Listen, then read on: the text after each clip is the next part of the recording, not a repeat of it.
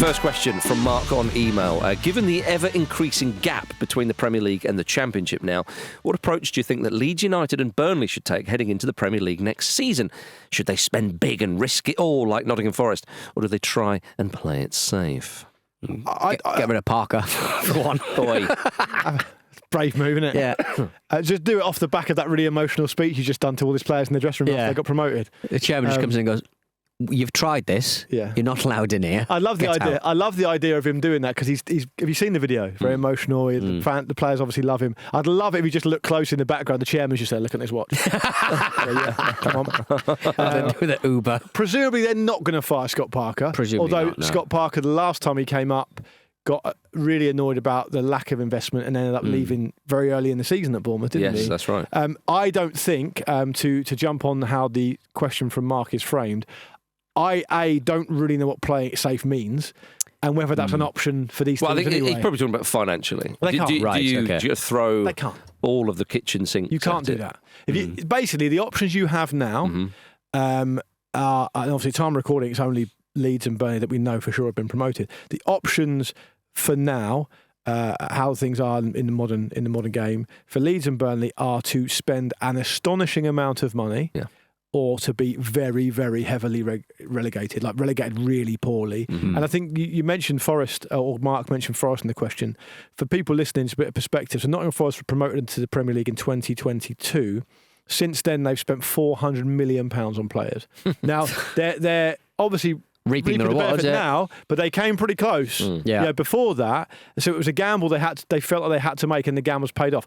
I would argue that not only Brighton and Brentford, for example, wouldn't be able to do now what they did when they got promoted. I would argue that even it's not that long ago, but it's about 3 years ago. I don't even think Forest could do that now. I think it's really, really difficult, and it's not just about spending that money, because sometimes we blithely talk about spend a load of money, but of course you have to identify these players. You have to convince them to come, because it's going to be a tough old season probably, and they're not going to necessarily want to be a part of that. Well, they might do if they're from overseas, because they want to get into the Premier League and increase wages and so on. But then they're not used to the Premier League. And so also, there's a gamble in it's that. not necessarily a long-term move if they find themselves, they don't want to be in the Championship in a year, which is very, very likely to happen based on what we've seen this season and last season. I'd also add, I was speaking to the guys from Second Tier about this, coincidentally enough, Ryan and Justin, who obviously spend all their time consuming Championship stuff. So their perspective on it from the Championship teams going up, and they watch these Championship teams so closely, they can understand much more in depth about how good they are and stuff. The question that we were talking about when it comes to what Championship teams can do to go up, they spoke quite strongly about the profile of the manager and whether the manager is able to put their ego to one side for their own career and put the team ahead of themselves. And I guess what they meant by that was, I guess Russell Martins desperately wanted to be known for a type of football which was just completely ridiculous for the Premier League. You could argue probably Vincent Kompany as well, though he's gone on to be, his career's fine, thanks very much. So it's paid off for as he's concerned. Do you know what I mean, though? You have to look at it from a point of view of not being philosophy and my own career first as a manager. And obviously Daniel Farke has experienced life in the Premier League, not particularly successfully, but then his club was financially in an absolute state anyway. They've got a lot of firepower from fullback Leeds. Burnley on the other hand, they have got a very, very good defence. Which one is going to be a better? One side's got loads of goals, one side's really defensive. Which sort of tactic is going to win out? That's absolutely the right question to ask. My answer to that, though, as I've said before, is neither. Because I just think the gap's need more. Look, if you take Burnley for an example, and get your thoughts, Marcus, as well, of course. But I looked at Burnley when I knew this question was coming. If you look at the kind of the showpiece back five that have been essentially totally airtight for Burnley in the Championship this season. So it's James Trafford in goal. It's been brilliant. The earliest reports are it's going to be tough for them to keep him, by the way. But even if he stays, he's made 28 appearances in total in the Premier League, right? And in the Premier League, he didn't have that good a time. He found it tough. He ended up getting dropped for the reserve keeper at one point as well. But he's been good this season. But his experience in the Premier League is limited and mixed in terms of its success. Connor Roberts has played 39 Premier League games in total and has been relegated in every season he's made a Premier League appearance in, right? I'm not judging him for that, but that's just the reality. CJ Egan-Riley came through at City, made one Premier League appearance, I think, in total in his whole career, although he's still young, obviously. Max Esteve, 16 Premier League appearances in total. Lucas Perez, 0 Premier League appearances. has played top flight football in Spain for Cadiz, but was also relegated, right? I'm not being unfair about those players. I'm just saying to you, those 5 players, and of course it's more than that in terms of the team being defensive, but if you look at the 5 defensive players that have been record-setting in the Championship, all have the profile on paper of not necessarily being good enough for the Premier League. That's the gap. I'm just saying it to illustrate the gap. It's a piss take for 15, 16, 17 in the Premier League right now that they've almost got that cushion to sort of go, we probably won't be relegated. Don't do anything. Because also 2 of those teams are Man United and Spurs. Yeah, I think that So do you understand the point I'm making about how difficult it's going to be? It's astonishingly difficult now. It is. I hope that actually that this season and last season actually go. It's an anomaly because from the start of the Premier League in the early 90s to what was it, 22-23 season, only once did all 3 sides go straight back down. So it was always a bit of a myth. Well, it was a myth that idea that it would go straight back down. What we've now got is 2 seasons now back to back where that's happened. How much do we? Is that the start of something? Is that the start of something? How much credence do we put into that? West Ham have won 9 matches this season and they're staying up quite comfortably. Yeah. So if you look at this season, you have a really piss poor Southampton side, a terrible Leicester side, and Ipswich, who, let's be honest, got that's the gulf. That's the gulf that Luke was talking about. It is. Ipswich got promoted ahead of time, and they made a fist of it for a bit longer. Ipswich, but indeed. The season before that, it was Sheffield United, who again were really bad with 16 points. Burnley, who under Vincent Kompany, he tried that and it obviously didn't work. And then Luton Town, again, one might argue, got promoted ahead of time. So I sincerely hope that in the what would it be, the 25-26 season with Leeds and Burnley and one other, we don't see all 3 sides go down, and actually we go we look back at it and go, although that was particular sides in a particular moment and they found it difficult. All the Premier League basket case clubs have kind of got their shit together now. Wolves, Everton, and that's like that. But that's the problem, Pete, is you look at the Premier League table now and you think, well, okay, so if Leeds, Burnley and say it is Sheffield United go up, is it going to be West Ham? Maybe, but I think not. Is it going to be Spurs? And I think this is why, Marcus. Sorry to cut in, but this is why I think we're seeing the start of something. And that's a completely close shot. Because if you look at, you have to. I'm not saying they're going to win the league, but you have to back United and Spurs to be better next season. You do. So they're out of it. And Everton as well. Palace are not going to, I wouldn't have thought, drop. Well, Palace, Brighton, Fulham, Brentford, these are all established Premier League teams now. So unless, say, Marco Silva is prized away and Fulham just have a disaster, but even then, you look at their squad, I wouldn't think Fulham would get relegated. No. It has to be an absolute disaster for those sides. So I'm not necessarily looking at the promoted sides, and I'm not really too sure. You're right, Luke. It is the 17 other sides who are now threatening to create this Premier League / Super League. They're pulling away. Kind of thing. And so it's going to be very, very difficult. In terms of Leeds and Burnley, well, Scott Parker, you would certainly hope that he's a better manager now than he was when he was at Fulham. Not because he obviously got Fulham promoted, but in terms of he's had more experience.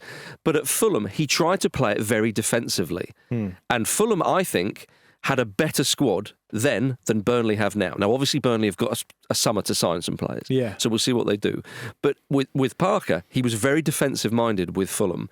It's why Mitrovic could never get a game, and Mitrovic was going to leave, and Silva came in and was like, you stay here, son. And then he breaks the Championship scoring record, and then next season, and he's putting double figures in the Premier League. So Parker, with this kind of defensive style, is he better at that? I hope so, for Burnley's sake.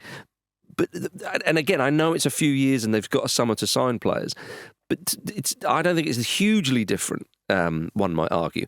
It would suggest he is better at coaching a team defensively because of the records that Burnley have this season, and I hope that bodes well. But I think it's going to be incredibly difficult if Burnley go up playing this style, because Joe Hart was saying this on the BBC. He was like, he's not going to change style. That's how they're going to set up, and that's how they're going to play.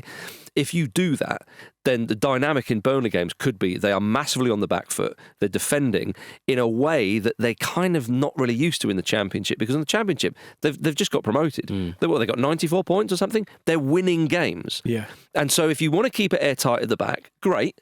But if you're not winning games and you're completely out of the course, it's a different style of defending. So if I was Burnley, I would actually think, okay, well, let's keep the same backline, but you've got to recruit in defence and up front, because you can't just go, well, they're not going to get through us. Can we add a few goals? So I think Burnley have got to spend big. The reason why that one might say, will they do that? Because they spend an enormous amount of money before and went straight back down. And will the owners go, well, what we're thinking here? Whereas just to briefly say about Farke, Pete made the point that he wasn't backed at Norwich because of financial things and so on and so forth going at that club. Leeds now, you can look at Farke and say, well, he's not been very successful in the Premier League. Fine. But I think Farke and Leeds, clearly, with the size of the club, he's got more experience, and I would think that he would make more of a fist of it. Yeah. But they have to back him. If they don't back him, I think the fans there will be incredibly pissed off. Yeah, because of the size of the club, they see themselves, rightly so, as a Premier League side, they have to throw every single kitchen sink they can find at this. If any team coming up into the Premier League can go against what I think's happening with this closed shop thing, it'll be Leeds. Yeah. There's no other team with the profile of what Leeds have got. If you look at those teams who've dropped into the Championship over the years, West Ham, Villa, Leeds are as big as any of them. Leeds are probably the biggest team and club to have dropped out the top flight. Right? Really? I mean, it's not. I can't think of anyone bigger than them. Forest would be maybe argue that, but I get historically Villa, maybe Villa when they did. But I know what you mean. There's no one massively bigger. It's certainly one. So they are the most equipped. But the problem is they're still not very well equipped. They still have to make huge improvements. They're still going to have to sign so many players and then cross their fingers. I also think something that goes under talked about in this kind of discussion as well, and I meant to bring it up last time, and I think we ran out of time, is what's changed it as well is the ability to use 5 subs. Yeah. Because being able to use 5 subs means if you've got depth, you can affect games a lot more. The way that, say, Aston Villa have been able to affect games with these players they've brought in January, it comes down to the fact that they can use so many more subs. Like, using 5 is great if you're Man City. It's great if you're Aston Villa at the moment. It's great if you're Liverpool.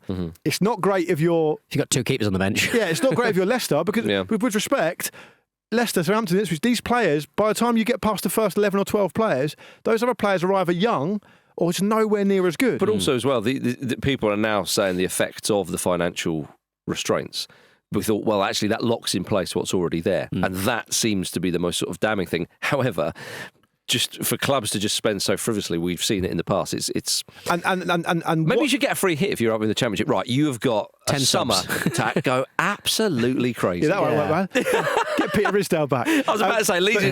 But what's really interesting on that 5 subs thing and on the Nottingham, it really applies to Nottingham Forest, because you remember the season Nottingham Forest got promoted, they basically bought an entire new team and everyone's going, this is crazy. They talk about 2 changing rooms and stuff like that. Yeah, they're never going to blend them, but they've been able to make it work because they've been able to use some. Well, but also as well, though, they got in a better Premier League operator than perhaps he was given credit for in Nuno. And Nuno under Wolves, let's forget his time at Spurs, because I was about to say we'll do everybody a favour there.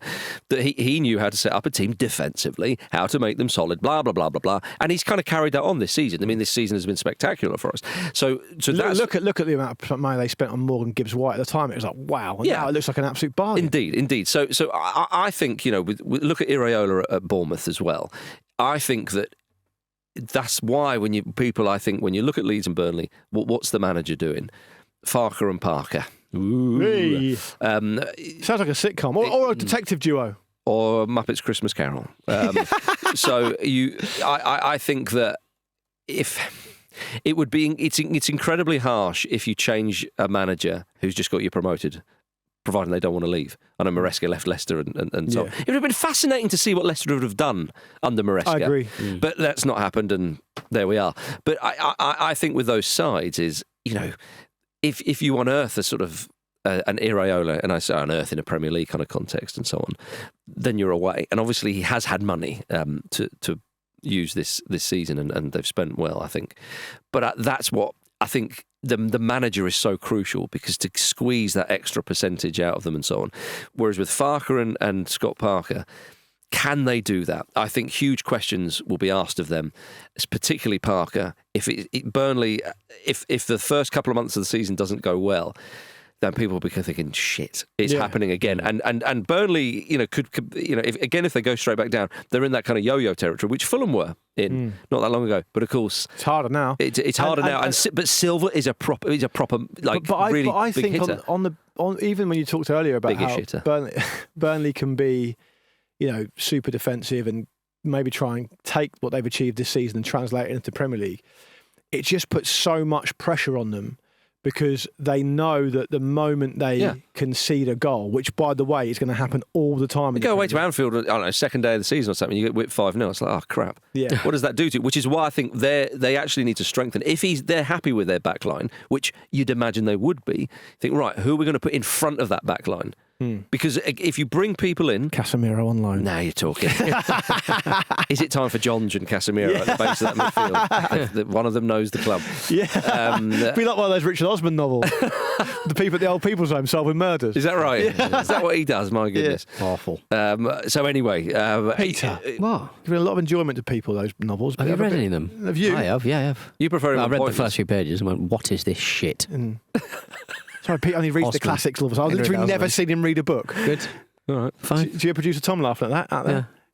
He's laughing away. I've got older books than producer Tom. Yeah, you probably have. Yeah. I haven't read any of them. I've read any of them. You've written one. Yeah. Written more books than I've read. There you go. No, as they say. So anyway, it'd be intriguing how... Spend loads of money and pray is the answer. That is the answer. Absolutely.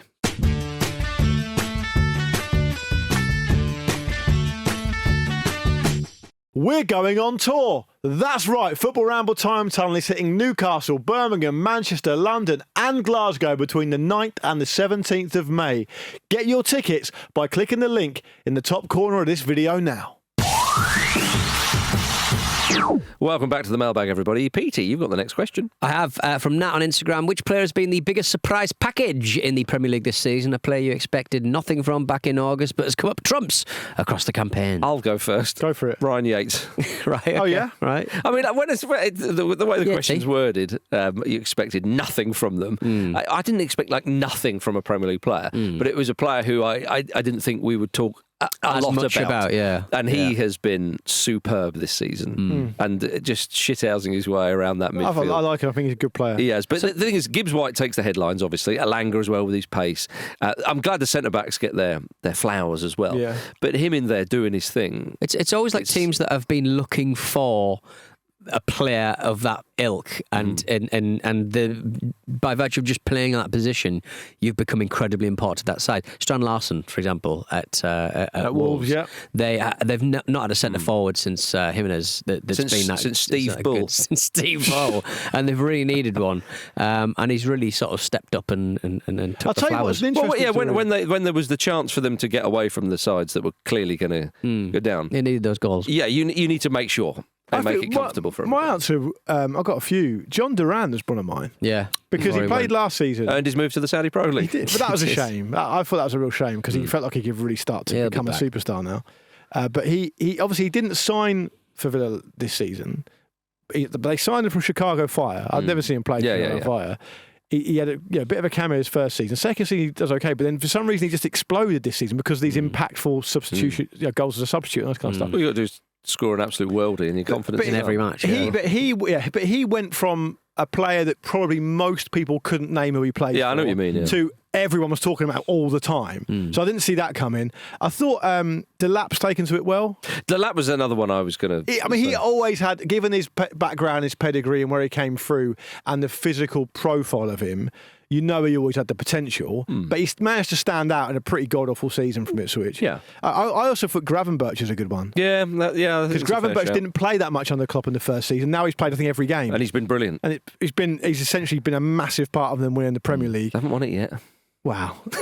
And the other one, they're playing Sunday, aren't they? See, they're not even by the time this comes out. And the other one I would say was probably Antoine Semenyo. Semenyo, he was another one. Although the previous season, though, I think he showed a bit, didn't he? He did show a bit. So, again, it depends how you want to interpret the question, because, again, you expected nothing from is quite harsh. I guess I'm interpreting it by the way which players have come into my consciousness a lot more readily. Most improved player. Yeah. Which was always a piss-taking award. Yeah, massively. You ever won that one, Peter? No, never improved. I won it. I was actually quite pleased. I went in another. I was called Mr. whatever football team it was, Mr. Perfidious Albion, which is just. You get the Clubman. Oh, Clubman Award, just turn up and. The Clubman Award's all right. Wash the kit every now and again. I won the Clubman Award in my first year at Farnborough. Did you? Yeah. I won the Clubman. Every game. I think it's because I was there for every game. I think. Right, okay. But the chat and the encouragement. We won the league that season as well. Yeah, you see. Yeah. You can't win a league without a Clubman. Mostly keep me on the bench. Good point, Marcus. Yes. One player we are just ignoring. Jacob Murphy. Yeah. You can't That's say a that great we were shout. expecting that. That is He's a great he's second assist maker, second most prolific assist maker in the Premier League. The club have been trying to buy a winger for like ever. Yeah, no need. No better than what we've already got. That's a great shout. I think that relationship between him and our striker has just been absolutely incredible. I think Jacob Murphy wins most improved player. Yeah. Jacob Murphy, maybe. I'm surprised Marcus hasn't sounded the England bell. I mentioned it the other day. On form. Yeah, do you not think? all he's got to usurp is Bukayo Saka, Cole Palmer, Easy. Phil Foden. Oh, but Other players that play for Newcastle. I mean, in the last 6 months, Murphy's been better than Palmer. Yeah. So you'd probably say that he's got a higher Squad. I didn't say ceiling. first 11. I said squad. Yeah, I'm just saying. Palmer's got a higher ceiling, but Murphy's been incredible. Pete said to me earlier. Jacob Murphy's better than Bukayo Saka. I did say that. No, you never. I'm going to defend Tom's you from laughing again. yourself. Yeah. 35 grand he's on. Yeah. 35 grand a week. That's a 90s kind of like Alan Shearer. It's a Roy Keane contract extension. Yeah, exactly. Bloody hell. He's a great shout. I think he's having his most prolific season at Newcastle at a time when they've really kicked on. You wondered if he was going to be there. Yeah, they're constantly and trying to get rid of him, yeah. Yeah, because you remember when they were in the Champions League and the music played and he was there going, I can't believe it. We can't believe it either. Yeah, exactly. And now look at him. He won the League Cup. Won the fucking League Cup. With Newcastle United boyhood supporter. And I love it. The way he was screaming when that second goal went in. He's only suffered from the fact that he's not the best player in his family. Is that right? This season. Is that right? It's not even this season. Not even this season. Luke, you got the next all right, question. this is from Ringo on Blue Sky. Oh. Hello to you, Ringo. He says, do you think there's any chance Thomas the Tank Engine roll into town? If a football... What am I doing there? If a footballer was a train... Yeah. Do you want me to do it in Ringo Starr's voice? Yes, please. Tricky. Don't go like Yorkshire. It's tempting. Right. It's tempting to go big Manchester as well. It is a little bit, yeah. All right, Ringo Starr. Okay. Hello, I'm Ringo Starr.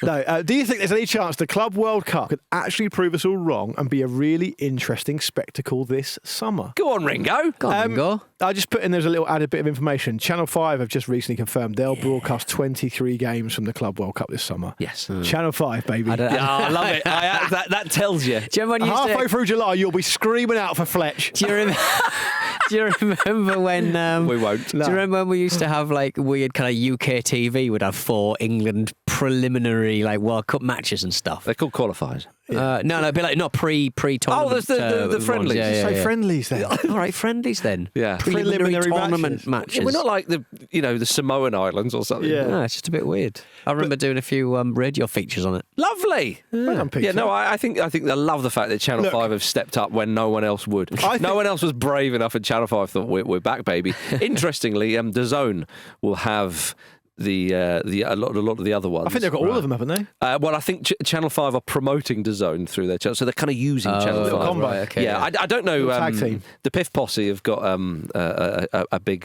stake in right. DAZN. Of course they have. So I don't know if that's anything to do with it. Curry favour. I think there's every chance it'll be a lot of fun. Because that's what football do to This you, is right? it. This is it, Luke. I agree with you. It's a brilliant sport and we all love it. And as soon as the game kicks off, you forget about that stuff. Totally. And you would rather watch the Club World Cup, if you're being totally honest, than have no football at all in the summer. Or pre-season friendly. And people will get stuck into the games. So watching Sergio Ramos play for a Mexican side, beautiful. I do. Having said, exactly. It's a good point because I do think it does partly depend on two things. One is how the time difference works out. Right. Yeah. For us. And secondly, how serious the European teams actually take it. Because I think we all know the American, the South American, the Central American, North American teams are going to take it really seriously, right?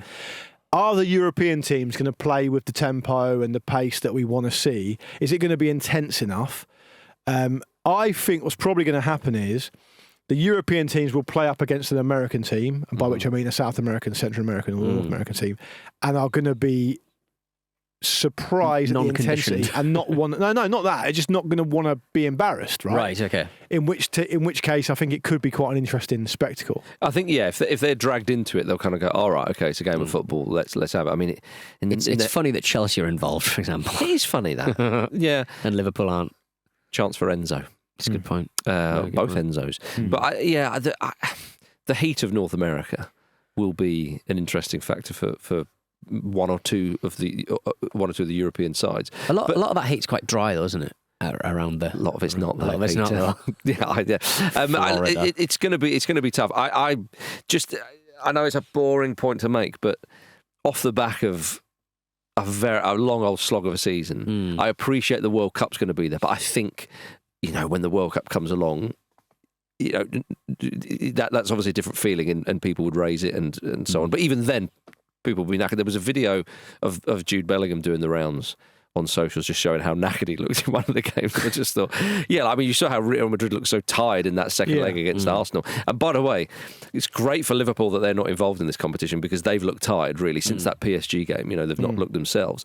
So I think that will come into play. Kind of weird that Liverpool aren't in it. It is weird, but again, they'll be very happy that they're not. I think they're next up in 2029. Yeah, but it feels like a long way away, but it probably isn't. Well, but despite the sort of the shit show of all the sponsors not being interested, or where's it going to be broadcast and blah, blah, blah. Luke is right. Annoyingly, as soon as the football starts being played, you're like, did you see that screamer that River Plate scored against the such and such? Or and you've got these games, and I don't think people are going to be glued to it, but I think that especially as the tournament progresses, if you've got knockout matches where it is Chelsea versus Real Madrid or Juventus versus, you're going to watch that, aren't you? Man City or something like that, or even if it is one or two of the sides from around the world who have actually caught the eye, if they've got a couple of players that maybe play in a way or a bit more freedom that we don't see so much in the Premier League, perhaps. Maybe it's a bit too of a romantic point. I think people will be drawn in. I mean, in a different way, in the Qatar World Cup, if you remember, people were so horrified about what had been going on with so many deaths of migrant workers, and it was shocking. And people were like, it's a disgrace, blah, blah, blah, blah.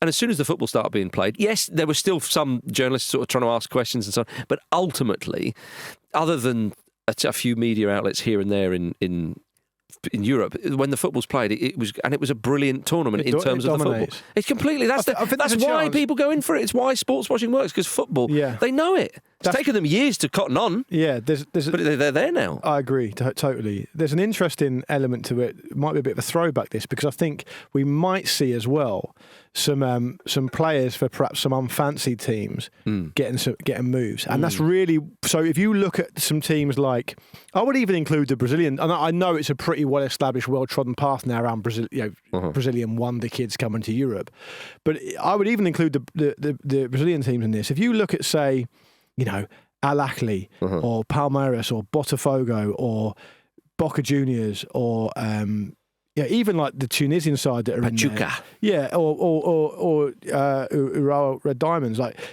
these players are going to say, and rightly so, really, are going to be looking at it from the other point of view. They're not going to be saying, "Fucking hell, I'm knackered, I can't be bothered with this." They're going to be saying, "This is a massive opportunity for me. It's going to go around the world. It's a FIFA-sanctioned competition. I'm going to be playing against Inter Milan, or I'm going to be playing against Chelsea. There's a chance for me to really make a name for myself." So I think we might actually see what we used to see with the World Cup before football got completely homogenised, where you'd get players who'd come from nowhere and all of a sudden they'd be stars, and they'll get moves to big European clubs off the back of their performances here. So I think there's every chance that it could be an interesting spectacle for all these different reasons. And not Cristiano. Well, that's why I'm watching. Summer tournament without Cristiano, brilliant. Yeah, well, but so far there's one to be determined team actually, because one team had to pull out, and it is gutting, because on that about discovering new players and players getting moves, with Club Leon being taken out of it due to multi-club ownerships and so on, it was a chance for James Rodriguez to put himself in the shop window again, getting back to Europe, getting back to Everton. But Al Hilal are in there, which means Alexander Mitrovic is in there. Lovely. Nice to see him. I'm supporting them. Oh, you've been sports washed. What got him? Was it that money? No, just Mitrovic. Right away. He didn't get paid. Yeah. All right, let's have a quick break before this descends into nonsense. Next question is from Harry on Instagram. Now that we've seen the rest of Jamie Vardy's Leicester City career play out, do you think he regrets his decision not to leave the club following their title-winning season in 2016? And of course, Vardy turned down a move to Arsenal in the summer of 2016 following a big old bid from the Gunners. What do you think about this, chaps? Because I'm not sure. I think it's a question, at the risk of sounding unhelpful, and I will kind of expand on this. I think it's probably a question that only he can answer, really, because he'll know how content he is with his career. And I suspect, given his background and where he came from and the journey he's had, he's very content. But from what we know and how things played out, look, I think what's your feeling? My feeling is it depends which way you look at it, right? I think I'm at the risk of sounding hypocritical because of my long-standing take on Matt Letizia and his lack of ambition. I think also you had a chance to go to a rival football podcast. I've never had a chance. No one's ever come. I'm Jamie Carragher. No one's ever come in for me. I think that it's not the same thing with Vardy because he didn't spend his entire career at Leicester, for one, and two, he achieved essentially everything he could have realistically achieved at Leicester. So in particular context of the Arsenal move, well, if he did go to Arsenal, even assuming it goes brilliantly for him, he hits the ground running, what's he going to have won? FA Cup. We've won that anyway. Might not have. Well, that's it. I think if you look at the seasons, so when Leicester win the league, the following season, I think it was Conte's Chelsea win it with, it would be Pochettino Spurs. Spurs were second. And it would have been Pochettino Spurs, I believe. It's definitely Spurs were second. Well, he wasn't linked to either of those two sides, and also they both had very good centre forwards, so he wouldn't have that wouldn't have happened. After that season, Man City win the league, and then you get into the whole Man City, Liverpool, and all that business. Yeah, and he was never going to play for Man City, no, and he was never going to play for Liverpool with their front line as well. And specifically with the Arsenal link, he would have won if he had gone there. And it's a sliding doors thing, of course. But if he had gone there, he'd have won 2 FA Cups with Arsenal instead of 1 with Leicester. Yeah, and he's. I mean, let's be absolutely fair. That's the only time Leicester ever won the FA Cup. Exactly. And secondly, if he had retired this week, I know he's saying he's not going to retire, but if he had retired this week still as an Arsenal player, in the absence of a kind of Ian Wright scenario, which is probably just not possible now, going to a club that late and getting the amount of goals that Ian Wright got and became the record breaker at the time, there's no way Arsenal were going to be calling him even in their top 50 greatest ever player. Exactly. And he's being listed as Leicester's greatest ever player. He's a legend there. He's a legend at a club where he won like proper trophies from nowhere. I don't think he regrets it. I guess you could probably argue, if you're going to get really into the kind of realms of fantasy, he goes to Arsenal for a couple of years, top scorer in the Premier League a couple of times, gets another massive move somewhere else. But that's really unrealistic. Well, this is the thing. That's what I was going to say. That we're looking at Arsenal, but even if it's one of the other side, who could he have realistically gone for? Guardiola and Man City are not going to go and sign him, I don't think. And Liverpool wouldn't have done, because again, look at their front line, that amazing front three they had. Those teams, they were the ones that dominated, and Liverpool only won the title once. And then Man United, I think, finished second a couple of times. And you might say, well, hang on a minute, if Arsenal had him, would they have had a title tilt? No, they wouldn't have done. He wouldn't have elevated them that much. And Arsenal, it was a while since before Arteta came along. And he wouldn't have had the longevity because of the football that in his legs, you would argue. Staying at Leicester City, you mentioned Golden Boots. He won a Golden Boot in 2019-20. He had an amazing season with Leicester in the Premier League. So he even achieved that individual feat. He is a Premier League legend now and an icon. And so the other thing would be, what if he moved abroad? Well, one of the words that he was often described as this week, it kept coming up, is a very unique character. And I think that, again, this is me. This might be harsh on Vardy, and people might say, "Nah, I think you'll be okay saying this." But if he goes abroad, different culture, different language, and so on, I just don't think he would be fully himself in those surroundings. You could argue that even if he did speak foreign languages. But the rapport he would have with opposition fans, if you can call it rapport, the relationship, the piss taking, and all the rest of it, he flourished. He loved it. That's why he's still playing at this age. I don't think you get that anywhere else, because at Leicester you knew that Vardy was the main man. Any manager coming in knew that, and I think he had to be fully himself there. But also as well, winning the championship last season as they did and scoring a load of goals, don't underestimate that achievement as well. Because to do that when he was 36, 37, that's an amazing achievement, and it's another medal, and it's a proper medal. That people might, it's only the championship. Top scorer in the championship next season with Sheffield Wednesday. There you go. So I don't think he would. I don't think he would regret it. You've got to remember that Arsenal, we're not the Arsenal of now, because like Arsenal are crying out for someone scoring goals from forward positions, from a strictly striker striking position. Back then they had Aubameyang, we had Lacazette, we had Giroud in the side. They want to go. They'll all want their goals as well. So I mean, I don't think that's really fair to sort of go that he'd be the main man there. Go to Arsenal now. That would be amazing. On the free. They could probably use it. Him and Marine up top, lovely. Yeah, giving it plenty in the North London derby. That'd be so funny. So I think again, if you think about the way he played the game and the humour and the shithousing and all the rest of it, I think him at Leicester, I think it's beautiful. And as you mentioned, he won the Premier League Golden Boots. We got that individual accolade. Premier League and FA Cup. Come on. I think he won. Did he win Player of the Year as well? He did in the season they won the league. So this was talking about after. No, I understand that, but I'm just saying what he's been able to achieve at Leicester is amazing. I think it is, and I think to be a bona fide legend, but also as well, we all know him, and we all I love him. We all love him. Perhaps against our better judgments, and I don't think you fully get that necessarily at another place, really. Yeah, and I don't think he's sitting there now thinking. Certainly not abroad. I wish I could have done more. No, he's done. I mean, this is someone who's basically squeezed. Yeah.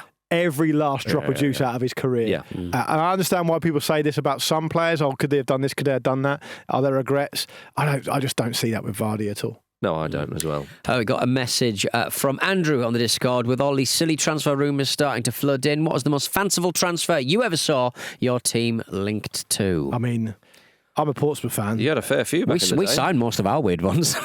Chef Kikuki, thank you. Strap yourselves in because here we go. Portsmouth is a good one. I've got I think I've got 3 or 4 here that I managed to dig out.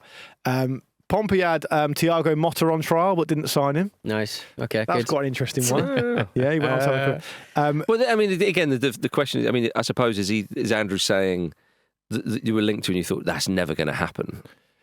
I just interpret it as it was rumoured using the word fanciful. Okay. Either at the time or in retrospect, because the other two I've got here are amazing. Go on. The final one is just unbelievable, but I promise you it was reported.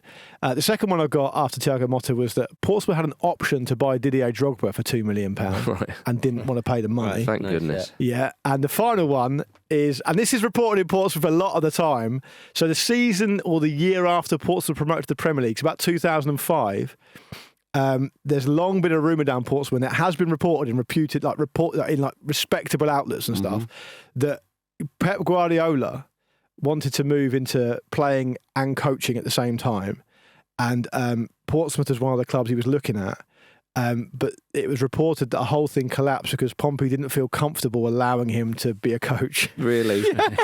My goodness. Yeah. Solid work. But it's like a proper link, like not as in just of someone made up on a blog. It was like reported. Now, I actually saw it reported about a year ago, but also at the time it was reported that, like, you got to remember, it's not the Pep. This is before he even coached at Barcelona. Yeah, like it's not like he's the Pep Guardiola he is now. No, of course. But it's like a massive sliding doors moment. But, indeed, but he still had the playing career and all the rest of it. Yeah. But he wanted to. Of course, I mean, he was he's a proper scholar of the game and all that sort of stuff. Do you remember when someone left a Bobby Baggio shirt in the back of a car in front of the ground at St James's Park? I don't remember that. Yeah. Really? Well, it didn't fucking happen, did it? Yeah. That's true. They were constantly trying to sign Luther Blissett in the late 80s. Newcastle. Fulham were close to getting Raheem Sterling in Michael Calvin's book, The Nowhere Men. Yeah. It was talked about that they were close, and then Liverpool kind of swooped in. It's a brilliant book, that, by the way. Yeah. It's so good. I think it's the best of his books, I think. Yeah. This is one that I was looking at. I'm looking at I found some of these on the Fulhamish website.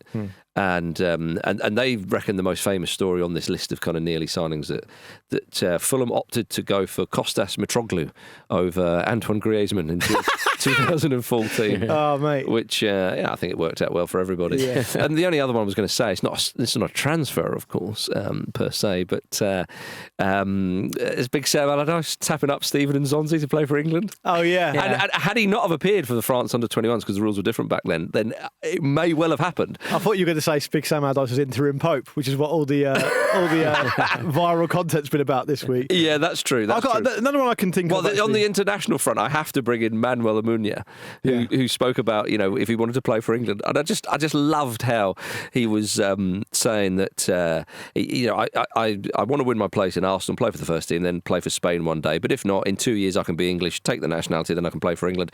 If someone wants me, I don't care about the nationality. I'm not as Spanish as many people or English. I don't care. I just want to play football at the top level. If I can't play for Spain, I can find a way to play for another country. Refreshingly honest. Get him in. Get a St George's cross around that man and get him in. He's clearly committed, isn't he? Yeah, exactly. Yeah, but it didn't happen. Nihilism. It didn't happen because he was called up and he didn't bother. I remember it being reported as well that Neil Warnock was going to be the next Portsmouth manager years ago. Right. Okay. And apparently he gave his word that he was going to be their next manager. And I think he changed his mind on the way home or something, and it never happened. So football's full of those moments, isn't it? Those kind of sliding doors moments. So, but I mean, I guess Andrew's talking about the silly transfer rumours. I mean, that's a difficult question to answer on its face because that the whole internet is awash with that. Of course, yeah. Like anyone can make something up and it can get legs, you know. Yeah. Well, our friend Rupert Fryer, he used to edit a website, if you remember back in the day, all about South American Football.co.uk. There you go. And I can't remember if they used to seed stuff out there all the time, right? Yeah, Juan Roman Riquelme to West Ham. Yeah, yeah. And a big one picked it up. Yeah. Went, oh, there's a little chat. But then I suppose like you just do, don't you? Because you think, well, these guys are They experts. got Tevez and then Mascherano. Yeah, well, they are. But I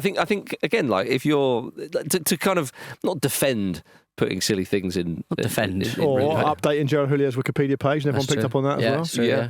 But if you are, you're thinking, well, where are these rumors? Oh, these guys are experts in that. Well, they're saying that. Yeah, fine, we'll go with it. Yeah. Everyone's got a job to do, haven't they? Everyone's got a job to do. Everyone's got to fill their day somehow.